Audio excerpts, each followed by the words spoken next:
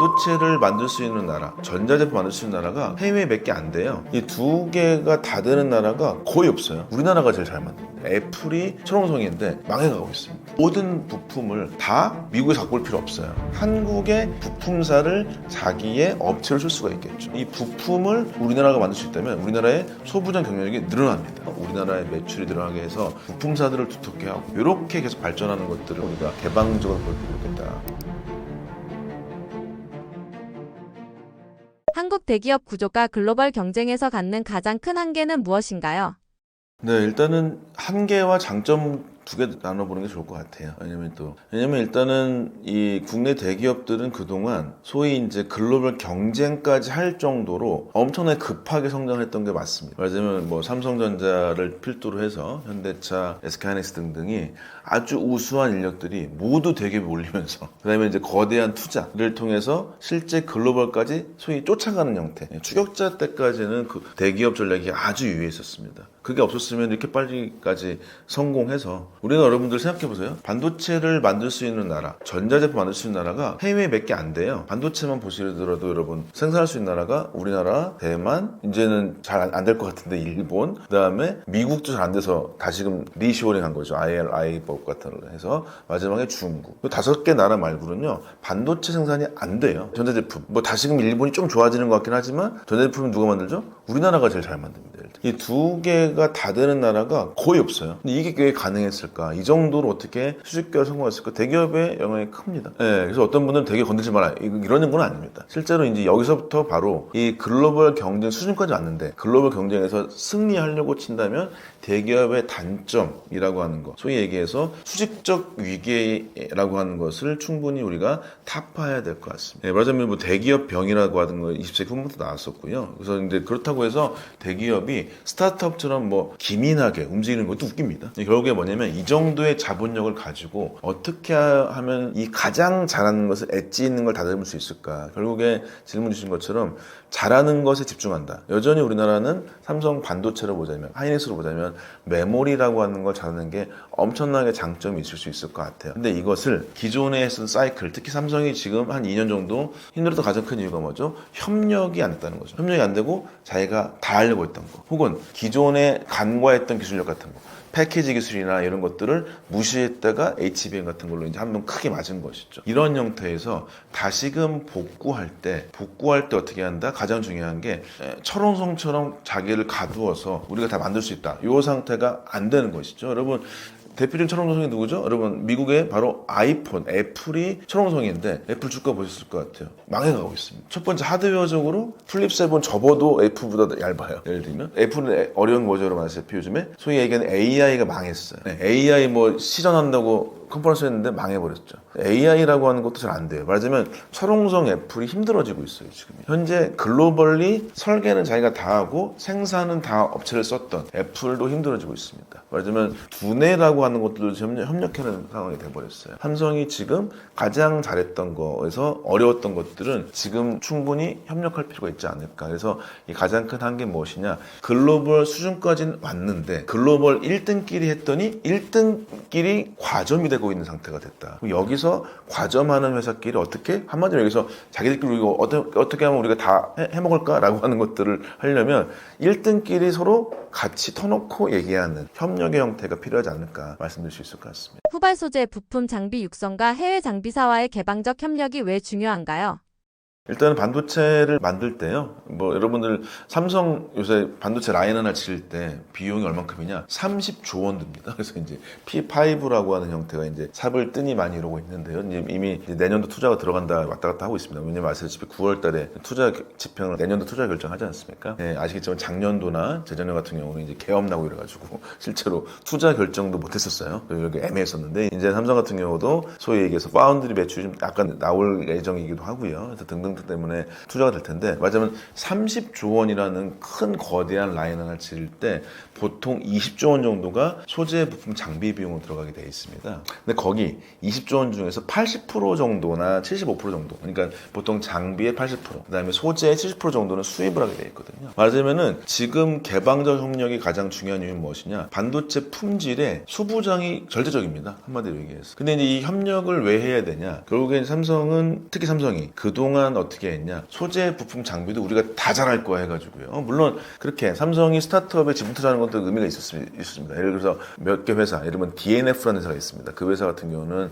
삼성이 지분도 꽤 있는 형태이기도 하고요. 뭐 이걸 특정 회사를 말씀드려서 그렇긴 하지만 삼성이 지분이 있는 소재사도 몇 개 있습니다. 뭐 SK 같은 경우는 SK 머티리얼스 계열사로 해가지고 아예 사버렸죠. SK는 소재를 중심으로 해가지고 굉장히 합병을 많이 해서 성을 많이 거뒀습니다. 근데 이제 이 장비 쪽이 좀 아픈 손가락이에요. 이 장비사들 같은 경우는 결국은 무엇이냐? 소위 이제 우리가 세메스라고 하는 게 삼성의 자회사가 있습니다. 그다음에 이제 몇 개 회사가 있는데 이것들이 실제로 기존의 장비사들과 소송전도 벌어지기도 하고요. 그다음에 국내 장비사들 같은 경우도 삼성의 체계에 있는 회사들이 많이 있기 때문에 삼성이 이 협력을 어떻게 했냐? 단가를 낮추는 수단으로서 혹은 해외 회사하고 가격 협상했을 때 도구를 쓰려고 쓸 때가 좀 많이 있었거든요. 근데 안 좋은 거 뭐냐? 바로 이 장비들이 반도체 공정이 한 900번 진행했을 때 한 10%, 15% 정도 된다면 여기서 사고가 날 때가 꽤 많이 있다는 것이죠. 이거는 둘 다 잘못입니다. 첫 번째로 삼성이 그 정도로 삼성 반도체가 설비나 장비에 대한 품질 관리 능력이 있다고 한다면 사고가 안 나게 막았었어야겠죠. 말하자면 그 기획을 중심으로 장비사를 하고 협력해서 만들었으면 좋을 텐데 삼성이 지금 장비 자체에 대해서 기술력이 아주 높아지지 않는 것입니다. 그렇기 때문에 이럴 때는 품질이 좀 상당히 열의가 될 수밖에 없는 국내 소부장, 특히 장비사 같은 경우는 품질 사고가 많이 날 수밖에 없어요. 그럼 결국에 협력이 왜 필요하냐? 결국에는 현재 반도체를 잘 팔아야 되는 거죠. 잘 팔려고 하면은 결국에는 탑5 장비사, 어플라이드 머티리얼스, 램, 텔, ASM, KLA 이 회사들하고 협력하지 않을 수가 없습니다. 협력하지 않으면 아무리 가격을 깎으려고 해도 만약에 100억짜리 장비를 80억 주고 샀어요? 20억을 깎았어요? 근데 중요한 옵션을 빼버리고 샀다가 사고가 납니다. 그 사고가 그 옵션 때문에 그래요? 그럼 그것을 30억에 주고 사버리면 훨씬 더 비싸게 팔겠죠. 이미 라인에 사고가 터져 있고. 이런 형태의 소위 눈속임도 가능할 수밖에 없거든요. 근데 이제 예를 들면 TSMC 같은 경우는 그렇게 하지 않았습니다. ASML이 어려울 때 장비 개발이나 아이디어를 통해서 ASML 장비에 EUV가 나오기 전에도 장비 기존의 ARF라고 하는 불화 아르곤 장비의 이머전, 소위 불화 아르곤 액침이라는 기술까지 같이 개발할 정도로 도움을 주셨었고요. 이러한 형태의 협력이 돼야만 결국에 상생이 될 수밖에 있지 않을까. 그래서 무조건 개방적 협력이 필요할 수밖에 없고 이것은 단계적으로 접근해야 된다고 생각합니다. 그래서 900개 공정이 정확히 있다. 그럼 수백 대 장비가 필요하다. 공정에. 그 다음에 이게 확대돼서 양산에 수천 대가 필요합니다. 그럼 수백 대 장비 중에서 꼭 국산을 할 수가 있는 레벨과 할 수 없는 것을 정확히 구분해야 됩니다. 이런 것들을 통해서 협력을 하고 제값을 주고 사고 이렇게 하는 것들이 필요해 보입니다. 삼성과 SK하이닉스가 자회사 중심이 아닌 외부 협력 구조로 전환해야 할 필요성은 어느 정도일까요? 네, 일단은 삼성 같은 경우는 소재사 같은 경우는 삼성 SDI 쪽이 이제 소재사 쪽이 좀 있습니다. 있는 편이고, 그다음에가 이제 부품과 장비 쪽, 특히 장비 쪽으로 세메스라는 회사가 자회사로 가지고 있어요. 그러니까 관계사라고 보통 얘기하죠. 그룹 관계사하고 자회사가 분명히 있고, SK하이닉스는 주로 소재사가 SK 머티리얼스 계열사가 많이 있습니다. 근데 이제 이 자회사들은 기본적으로 소재사는 저는 좀 어느 정도 나쁘지 않다 생각을 많이 해요. 그런데 이제 특히 장비사 같은 경우는 우리가 많이 고민해야 된다. 왜 그러냐? 실제 이제 반도체를 만드는 거는 한국과 대만이 정말 잘 만들고 있죠. 얼마 전에도 트럼프 대통령이랑 이제 실제 국무장관들이 나와서 이렇게 얘기했는데, 아니 가장 중요한 반도체를 만드는데 아시아에서 특히 대만에서 99.9% 다 만들고 있지 않냐? 이거는 안 된다. 그러니까 우리가 미국에서 만들어야 돼. 얘기했던 거 있지 않습니까? 그렇게 얘기한 것처럼 실제로 한국과 대만이라고 하는 아시아가 반도체를 잘 만듭니다. 그러면 이제 글로벌 장비사 탑5가 만약에 매출이 어디서 많이 일어날까요? 당연히 한국과 대만에서 일어나겠죠. 그래서 여기가 아시아 법인들을 많이 만들어요. 그럼 무슨 얘기냐? 우리가 아시아 법인 만듭니다. 겁니다. 근데 반도체 장비라고 하는 거는 모든 장비가 다 조립돼서 오지 않죠. 거대한 장비다 보니까 모듈이 와가지고 조립을 하게 돼 있거든요. 그러면 이 모듈이라고 하는 게 조립을 해서 삼성이나 하이닉스 팹에 들어와서 조립을 할 텐데 실제로 얘네 장비사들이 아시아 퍼시픽 법인을 어디에 두를까? 보시면은 우리가 대만, 한국, 일본, 중국 있을 때 중국 당연히 어렵겠죠. 대만도 양안가들 때문에 힘듭니다. 이 사무실이 있어요. 일본과 한국인데 일본은 생각보다 생산체계가 많이 있질 않아요. 요즘 부랴부랴 만들고 있긴 하지만 결국에 한국의 법인들이 꽤 있어요. 예를 들면은 램 리서치라는 회사도요. 이쪽에 이제 법인을 세우고 있고요. 어플라이드도 검토하고 있고 ASML 같은 경우 트레이닝 센터가 있습니다. 그다음에 이제 업계 6등인 ASM이라는 회사가 있어요. 거기도 오산 쪽에도 이제 생산 법인 같은 것들을 검토하고 있기도 합니다. 실제로 만들어져 있기도 하고요. 거대한 장비 펌프 회사라고 할 수 있는 에드워드라는 회사도 있는데 거기도 천안 쪽에 생산 법인이 있어요. 무슨 얘기냐면 실제 여기서 반도체 생산이 일어나는 지역에서 그나마 안정한 지역 한국의 법인을 만듭니다. 그러면 예를 들면 어플라이드 머티리얼이라는 회사가 굳이 전 모든 부품을 다 미국에서 갖고 올 필요 없어요. 결국에 한국의 부품사를 자기의 업체로 쓸 수가 있겠죠. 그건 무슨 얘기냐? 자회사로서 장비사가 있는 게 아니라 내부 부품이 핵심이거든요. 이 부품을 우리나라가 만들 수 있다면 우리나라의 소부장 경쟁력이 늘어납니다. 말하자면은 우리나라 국내 장비사만 볼 게 아니라 해외 장비사가 들어와서 여기에서 부품사들을 자기가 국산화, 내재화 시켜주면서 우리나라 부품사들의 매출이 늘어나고 그러면 이게 근본적인 기술 경쟁력이 상회가 될 수 있을 것 같거든요. 그래서 이러한 협력 구조라고 하는 것들이 실제 해외사들이 들어와가지고 더 근본적인 볼트나 너트부터 해가지고요. 아니면 부품부터 해가지고 여기서부터 실제로 모듈품에 대해서 우리나라의 매출이 늘어나게 해서 부품사들을 두텁게 하고 이렇게 계속 발전하는 것들을 우리가 한번 진행해 보는 것도 꽤 필요할 것 같아가지고요. 현재 협력 구조 같은 것들 다시금 우리가 개방적으로 볼 필요 있겠다 말씀드릴 수 있을 것 같습니다. 국내 반도체 생태계에서 장비 소재 설계 기업과의 협력을 강화하려면 어떤 정책적, 산업적 지원이 필요한가요? 국내 반도체 생태계 같은 경우는 결국에는 반도체라고 하는 걸 만들 수 있는 나라가 몇 개 안 남아있다. 근데 그 중에서 특히 제품의 글로벌 수준되어 있는 거는 삼성과 SK 하이닉스가 됐다고 하는 건 굉장히 큰 축복입니다. 그 다음에 현재의 국산화율 같은 경우는요, 2023년 기준이긴 한데요. 보통 장비 국산화율이 22%, 소재 국산화율이 보통 34% 정도 잡습니다. 그래서 아까 말씀드렸다시피 장비는 대부분 80% 이상, 그다음에 소재는 70% 전후로 해가지고는 이제 주로 미국과 일본, 네덜란드 쪽에서 많이 갖고 돼 있는데요. 말하자면은 이 생태계라고 하는 것들을 고민하게 된 거는 특히 2008년 전후라고 볼 수 있을 것 같아요. 2008년 전후가 무엇이냐? 삼성을 중심으로 해가지고 어떤 회사와 기술 유출 사고가 난 적이 있었습니다. 그래서 이제 그 회사하고 실제 재판까지 갔었고, 뭐 제가 알던 분께서도 재판까지 많이 갔었는데, 근데 그때 삼성이 취했던 전략이 무엇이냐? 그 회사와 비즈니스 끊을 수는 없으니까요. 협력은 덜 한다라는 거였습니다. 서로 벽을 쌓는 경우를 많이 쌓았는데요. 그러면서 이제 뭐 국산화 같은 거 알아봤는데 품질 사고도 많이 나게 됐고요. 이런 형태가 좀 되긴 됐습니다. 결국에는 지금은 우리나라에서 할 수 있는 거 전폭적 지원은 맞으나 글로벌 수준이 될 수 있는 업체와 기술 목록을 아주 명확하게 해야 됩니다. 무턱대고 국산화는 안 됩니다. 그것이 실제 모든 생태계를 갉아먹을 수 있을 것 같아요. 그래서 실제 우리 한반도체 같은 회사처럼 앞선 기술력을 할 수 있는 소위 중견 기업이나 뭐 이제 대기업 까지 될 수 있었겠지만 이 회사 몇 군데를 집중적으로 키워주는 게 굉장히 필요하다고 봅니다. 그 얘기 무슨 얘기냐? 이 장비사는 아주 핵심 기술, 그 다음에 따라올 수 없는 기술. 예를 들면 여러분 노광 장비 쉽게 따라올 수 없거든요. 거기는 실제로 사는 게 나을 수도 있습니다. 우리나라가 현재 기술 자립도나 국산화율 같은 것을 따져가지고 가능한 한, 먼저 도달 가능한 혹은 아니면 핵심일 것 같은 거 이런 쪽을 기반으로 해서 장비사는 아주 큰 규모입니다. 여기는 거의 이제 하면허체나 아니면 이제 거의 뭐 어플라이드 수준까지 키울 수 있는 것들을 몇 개 회사만 일부로 해가지고 육성해야 할 것이고요. 그거보다 더 중요한 건 제가 봤을 때는 바로 설계와 소재와 부품입니다.